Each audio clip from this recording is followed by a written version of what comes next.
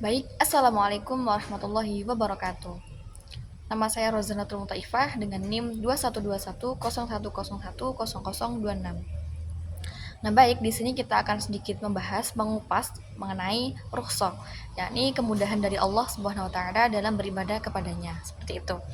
Nah, namun alangkah lebih baiknya sebelum kita bahas terlebih jauh lagi, lebih mendalam lagi mengenai rukhsah ini, hendaknya kita harus tahu terlebih dahulu apa sih rukhsah ini, apa sih pengertian dari rukhsah ini, bagaimana sih konsep dari rukhsah sendiri ini, seperti itu ya.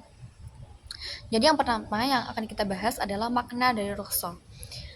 Jadi rukhsah secara bahasa itu artinya kemudahan, keringanan atau kelonggaran. Nah, secara istilah rukhsah ini diartikan perubahan suatu hukum. Hukum asalnya itu berubah karena sebab-sebab tertentu. Nah, dengan tujuan untuk memberikan kemudahan, kelonggaran dan keringanan seperti itu. Jadi kewajiban tetap harus dilaksanakan. Kewajiban jadi harus dilakukan bagaimanapun kondisinya, bagaimanapun situasi kita. Jadi kita harus tetap melaksanakan kewajiban. Nah, akan tetapi kewajiban ini boleh ditinggalkan, boleh digantikan dengan sebab-sebab tertentu. Misalkan pada bulan puasa, pada bulan Ramadan, kita ini bepergian. Kondisi kita sebagai musafir. Nah, ini kita diperbolehkan untuk tidak berpuasa. Hal ini yang dikatakan sebagai rukhsah, seperti itu.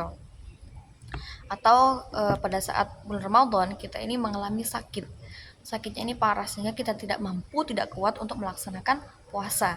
Nah, ini boleh kita mendapat rukhsah, kita bisa tidak berpuasa. Namun hal tersebut boleh digantikan dengan bulan setelah Ramadan, boleh digantikan dengan hari-hari setelah Ramadan, seperti itu.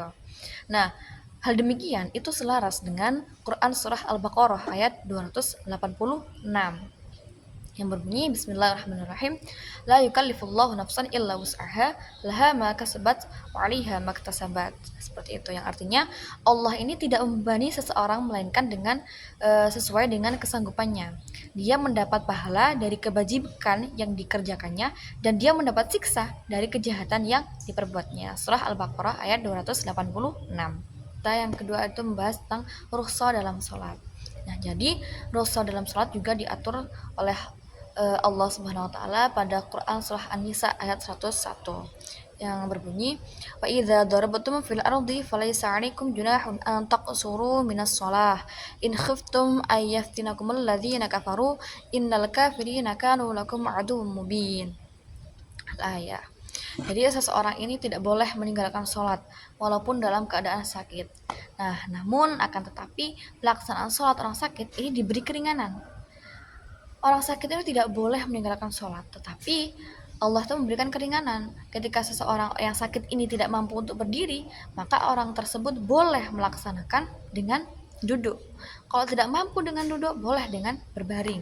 Kalau berbaring tidak mampu, boleh dengan isyarah, dengan cara mengedipkan mata. Seperti itu. Kalau sudah tidak bisa mengedipkan mata, maka wassalam, sudah. Berarti sudah wafat. Seperti itu. Yang selanjutnya adalah mengenai kemudahan bagi orang tertentu dalam berpuasa. Yang pertama, itu orang yang sakit. Jadi gimana sih konsep orang sakit ini? Apa batuk pilek boleh tidak berpuasa? Apa hanya pusing saja boleh tidak berpuasa? Nah, jadi batasan orang yang diperbolehkan, orang yang mendapatkan rukhsah pada saat sakit itu adalah ketika seseorang ini melaksanakan puasa, kok ternyata dampak dari puasa ini bisa fatal kepada dirinya, ini maka diperbolehkan untuk tidak berpuasa. Nah, jadi yang dimaksud di sini adalah orang yang memiliki penyakit keras, orang yang sakit keras, orang yang sakit parah, seperti itu. Jadi orang yang demikian itu boleh untuk tidak berpuasa karena berhak untuk mendapatkan rukhsah. Nah, bagaimana cara mengganti hutangnya puasa ini? Nah, jadi mengganti membayar hutang puasanya ini dengan puasa di lain hari, di lain bulan Ramadan, seperti itu. Pada saat kondisi dia sudah membaik, sudah lebih fit, sudah lebih mendingan dari hari-hari sebelumnya. Yang kedua, orang yang sedang dalam perjalanan atau musafir. Nah, ini sudah sering kita bahas mengenai orang yang musafir itu diperbolehkan untuk tidak berpuasa atau berhak mendapatkan rukhsah. Tapi ada batas-batasannya. Tidak tidak sebentar bepergiannya, tidak hanya 10 menit di atas kendaraan, tapi butuh dengan berpuluh-puluh kilometer, di 80 kilometer lebih baru boleh mendapatkan rukso, boleh tidak berpuasa. Nah, cara menyahurnya sama seperti halnya orang yang sakit. Jadi menyahur puasa ini boleh di lain hari setelah bulan Ramadan, seperti itu. Lalu yang ketiga, ada wanita yang haid dan nifas. Jadi kalau wanita haid dan nifas ini mutlak tidak boleh berpuasa, tidak boleh sholat, seperti itu. Bagaimanapun, jadi orang haid dan orang yang nifas itu mutlak haram hukumnya kalau puasa, seperti itu. Lalu kalau yang keempat itu ada wanita hamil dan menyusui. Jadi kedua perempuan ini wajib mengganti puasanya sebagaimana sedang menggantinya orang yang sedang sakit, sama seperti orang yang sakit cara menggantinya.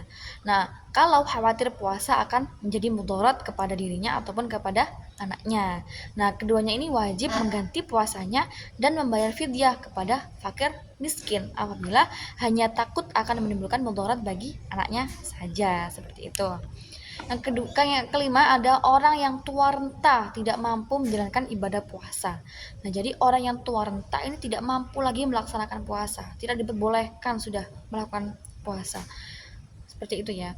Nah, karena orang yang tua renta ini sudah tidak mampu melaksanakan puasa pada bulan Ramadan, apalagi di bulan depan, makin tidak kuat. Nah, lalu cara membayarnya gimana? Mengganti puasanya ini, yaitu dengan cara membayar fidyah. Ya, fidyahnya ini berupa beras yang berukuran 1 mud atau 0,75 liter, seperti itu. Yang selanjutnya yang akan kita bahas adalah kemudahan membayar zakat, seperti itu. Yang pertama, zakat fitrah dapat dibayar dengan uang. Nah, jadi zakat fitrah itu dibayar oleh jenis makanan pokok langsung seperti beras, sagu, kalau itu sudah menjadi makanan pokok daerah tersebut. Nah, untuk memperingan proses pembayaran ini, maka zakat ini dapat dibayarkan dengan uang yang seharga dengan makanan pokok tersebut. Nah, tetapi yang lebih afdol, yang lebih utama itu adalah membayar dengan makanan pokok. Tetapi pada kemudahan membayar zakat, pada rukhsah, pada pembayaran zakat ini diperbolehkan untuk mengganti dengan uang senilai dengan makanan pokok tersebut, seperti itu. Yang kedua, membayar zakat dilakukan oleh pemilik zakat. Nah, untuk kemudahan teknis pembayarannya ini, seseorang ini bisa mewakilkan pembayaran zakat kepada orang lain. Jadi boleh memperwakilkan, jadi boleh diwakilkan bayar zakatnya itu boleh. Yang ketiga ada pembayaran zakat fitrah bertujuan untuk membahagiakan fakir miskin pada hari raya, seperti itu. Nah, namun demikian pembayarannya ini bisa dilakukan beberapa hari sebelum hari raya Idul Fitri.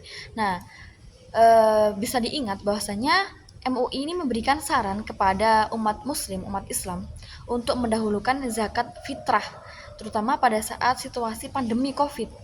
Nah, COVID-19 ini. Nah, hal ini selain berkaitan dengan manfaat sosial, juga mempermudah pembayaran zakat bagi orang yang wajib mengeluarkan zakat, seperti itu. Nah, lalu yang selanjutnya ada kondisi yang dimudahkan dalam melaksanakan haji, seperti itu. Nah, yang pertama, ibadah haji diperuntukkan hanya bagi orang yang mampu, seperti itu. Nah, ibadah haji ini diperuntukkan bagi orang yang mampu saja. Mampu dalam ibadah haji itu berhubungan dengan biaya sendiri, keluarga yang ditinggal, dan kemampuan fisik atau sehat selama melaksanakan ibadah haji. Nah, selain itu tersedianya transportasi yang aman menuju Mekah, muslim yang sudah mampu akan tetapi tidak melaksanakan haji, maka ia berdosa karena meninggalkan kewajibannya. Nah, jadi seseorang ini melaksanakan haji tetapi mendapatkan uangnya ini, daftar hajinya ini menggunakan uang hutang. Lalu bagaimana? Nah, ini tidak diwajibkan sebenarnya, bahkan dosa. Bahasanya dia tuh sebenarnya tidak mampu tapi berusaha untuk mampu dengan cara hutang. Nah, hutangnya ini kan salah caranya, seperti itu. Lalu kondisi di rumahnya terbengkalai, keluarganya ditinggal haji, ternyata di sana tidak bisa makan apa-apa, lalu tidak mampu untuk beli makanan apa-apa. Nah, ini mudaratnya itu lebih besar. Jadi harusnya orang seperti ini tidak diperkenankan untuk haji, karena seseorang ini belum bisa dikategorikan golongan orang yang mampu, seperti itu. Lalu kondisi orang ini kurang sehat, kurang fit, jadi ya tidak diperkenankan untuk berangkat haji. Nah, lalu bagaimana seseorang yang sudah mampu fisiknya, zahir batinnya, materialnya sudah mapan, tetapi dia tidak ingin haji, tidak berangkat haji. Nah, maka ia dikategorikan sebagai orang yang berdosa. Kenapa? Karena meninggalkan kewajibannya. Karena haji ini kan bentuknya kan wajib bagi orang yang mampu. Sedangkan dia dikategorikan orang yang mampu, maka dia mendapatkan dosa seperti itu. Yang kedua ada haji dilaksanakan sekali seumur hidup.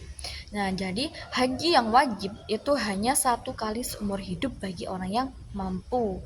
Haji yang kedua, yang ketiga, yang keempat, yang kelima itu hukumnya sudah sunnah, seperti itu. Yang ketiga, pelaksanaan ibadah haji boleh ditunda meski sudah mampu. Nah, seperti tahun-tahun kemarin yang kita tahu bahwasanya yang waktu ada COVID-19, nah itu tidak diperkenankan untuk berangkat haji karena mudaratnya itu sangat besar, seperti itu. Jadi ditunda ke tahun-tahun selanjutnya, seperti itu. Yang keempat, pembayaran dan boleh diganti dengan puasa. Jadi pembayaran dam itu boleh diganti dengan puasa. Nah, pembayaran dam dalam ibadah haji itu dengan menyembelih kambing dapat diganti dengan puasa 3 hari di tanah suci dan 3 hari di tanah air. Nah, orang yang melaksanakan tamattu dan kiron itu terkena kewajiban membayar dam. Nah, namun akan tetapi kalaupun tidak punya uang untuk menyembelih kambing, tidak mampu untuk menyembelih kambing, tidak mampu untuk membeli kambing lalu disembelih, nah dananya dapat diganti dengan berpuasa 3 hari di tanah suci dan 7 hari di tanah air, seperti itu. Yang kelima, tidak bermalam di Mina. Nah, bermalam di Mina ini kan untuk melontar jumroh, bukan termasuk rukun haji, melainkan wajib haji. Nah, melontar jumroh boleh tidak dikerjakan asalkan membayar dam. Bahkan yang rukun sekalipun, yaitu wukuf di Arafah pada malam pada tanggal 9 Zulhijjah, itu pun tidak harus dilaksanakan secara sejak pagi sampai malam. Nah, akan tetapi yang penting seseorang itu sudah berada di Arafah walaupun hanya sesaat, sudah dianggap sah, seperti itu. Yang keenam, ibadah lain yang berpahala setara dengan melaksanakan ibadah haji, seperti itu.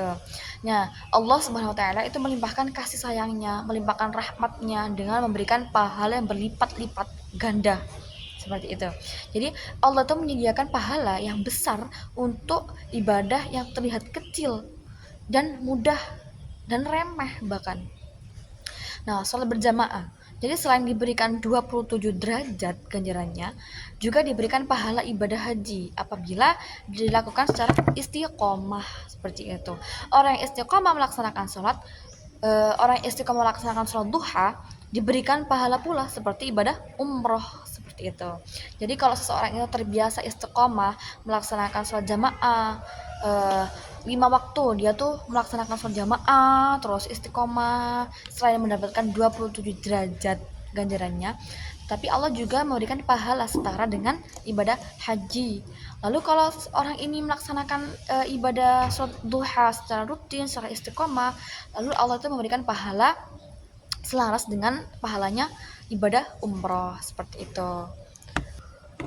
Hikmah rukhsah. Jadi yang pertama, mempermudah pelaksanaan syariat Islam. Jadi agama itu tidak menghendaki kesukaran, agama itu mudah, agama itu fleksibel. Jadi agama itu memperhatikan pelaksanaan amal sesuai dengan kemampuannya. Kalau seseorang itu tidak mampu, maka hukum bisa berubah, jadi fleksibel lagi, lebih mudah lagi, seperti itu. Sama halnya tadi orang yang sakit, bagaimanapun kondisi kita sebenarnya kalau pada bulan Ramadan setiap wajib orang muslim itu wajib berpuasa. Tetapi kalau kita musafir, orang yang sakit, orang yang tua renta, beda halnya dengan orang yang sehat. Jadi beliau-beliau itu, orang-orang seperti itu tuh mendapat rukhsah, seperti itu. Yang kedua, ada pembuktian bahwa syariat Islam tidak kaku dan tidak pula ekstrim. Nah, tadi saya sudah jelaskan bahwa bahasanya syariat Islam ini sebenarnya itu fleksibel. seperti itu. Yang ketiga ada menguatkan istiqomah dalam ibadah dan cinta ajaran Islam. Yang keempat ada mendorong sikap disiplin dan saling menghargai, seperti itu. Mungkin hanya ini yang dapat saya sampaikan. Kurang lebihnya mohon maaf. Semoga apa yang dapat kita pelajari hari ini bisa menjadikan bekal kita di akhirat nanti, bisa menjadi ilmu nafi'ah. Cukup sekian dari saya. Wassalamualaikum warahmatullahi wabarakatuh.